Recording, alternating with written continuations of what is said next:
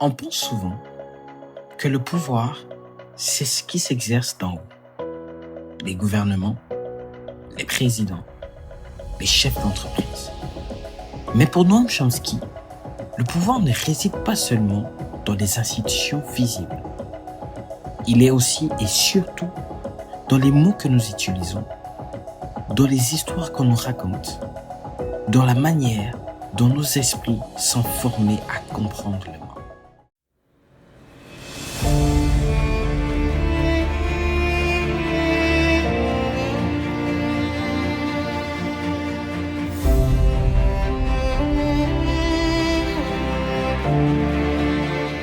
Avant d'être un critique des médias, Chomsky est d'abord un linguiste. Il a passé sa vie à étudier comment le langage structure la pensée. Pour lui, les mots ne servent pas seulement à décrire le réel, ils le créent. Dire les choses, c'est déjà leur donner une forme, une orientation, une signification.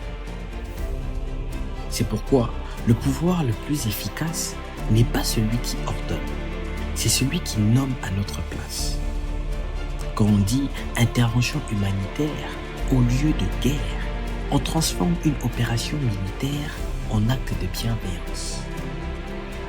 Quand on parle de plan de rigueur plutôt que d'austérité, on change la douleur en vertu. Ces mots ne sont pas neutres, ils orientent notre jugement moral avant même que nous ayons réfléchi. Chomsky rejoint ici une idée qu'Orwell avait formulée dans 1984. Le langage peut devenir un instrument de domination silencieuse. Si l'on réduit le vocabulaire, si l'on change le sens des mots, on limite la capacité de penser autrement. Et c'est là que le pouvoir commence, non pas dans la contrainte, mais dans la façon dont on apprend à penser.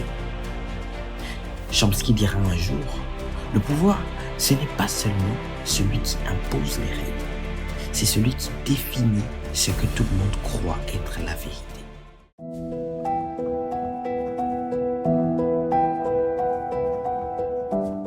Dans les années 1980, Chomsky tourne son regard vers les médias. Il cherche à comprendre comment les sociétés démocratiques peuvent maintenir l'ordre sans violence apparente, sans dictature. La réponse, il la formule dans un livre désormais célèbre, Manufacturing Consent, la fabrication du consentement. Son idée est simple et dérangeante. Dans les sociétés libres, le pouvoir ne se maintient pas en interdisant de penser, mais plutôt en organisant ce à quoi l'on pense. Les médias, dit-il, ne disent pas aux gens quoi penser. Ils leur disent à propos de quoi penser. Ils fixent l'ordre du jour de nos indignations, de nos peurs, de nos colères. Et ainsi, le pouvoir devient invisible.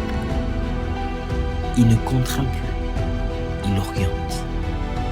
Il ne censure pas, il sélectionne. Il ne bâillonne pas, il distrait.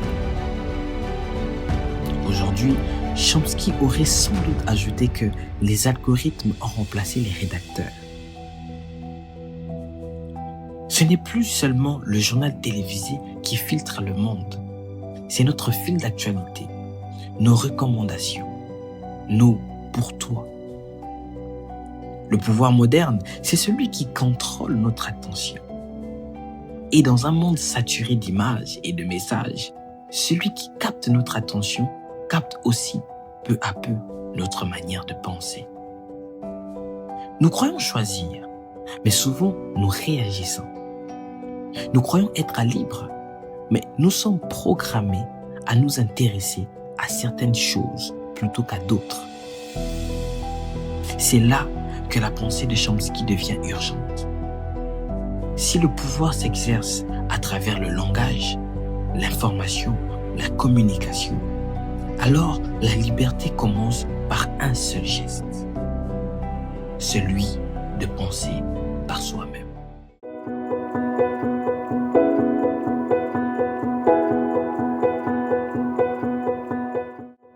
Pour Chomsky, le pouvoir n'est pas un lieu, c'est une logique, une manière subtile de façonner le monde à travers les mots et les images. Et peut-être que penser librement aujourd'hui, ce n'est pas s'opposer à tout, mais apprendre à écouter autrement. Écouter le silence entre les discours. Écouter les mots qu'on ne nous dit pas. Écouter les idées qui résistent encore à l'uniformité du monde.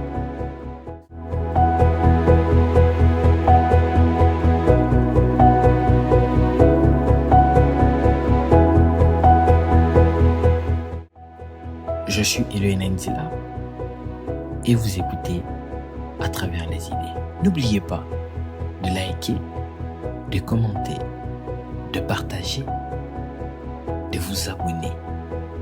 Activez surtout la cloche de notification afin de ne rien manquer comme épisode. Rendez-vous vendredi prochain dans les voies du monde intérieur.